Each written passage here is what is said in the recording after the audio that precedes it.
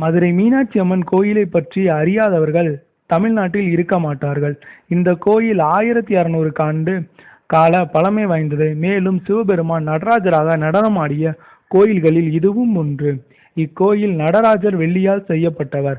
பல இடங்களில் இடது கால் தூக்கி ஆடிய சிவபெருமான் மதுரையில் பாண்டிய மன்னனுக்காக வலது கால் தூக்கி ஆடினார். மேலும் இக்கோயிலில் தலவிருச்ச கரும்ப மரம், தீர்த்த பொற்றாமரை குளமும் வைகை நதியும் இக்கோயிலின் சிறப்பு வாய்ந்த முக்குருணி விநாயகர் சன்னதியும் உள்ளது.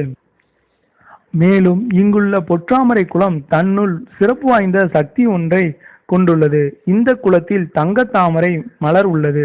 முன்னர் சிவபெருமான் ஒரு நாரைக்கு இங்குள்ள கடல்வாழ் உயிரினங்கள் எதுவும் வாழாது என்று வாக்களித்ததால் இந்த குளத்தில் மீன்கள் கூட வாழ்வது இல்லை. மேலும் இந்த குளம் நல்ல நூல்களை தேர்ந்தெடுக்கும் சக்தியும் படைத்தது என்று நம்புகிறார்கள். நூல்கள் ஓடைச்சுவடிகளை இந்த குளத்தில் போற்றால் அவை நல்ல நூல்கள் என்றால் மிதக்குமாம், இல்லையெனில் மூழ்கி விடுமாம்.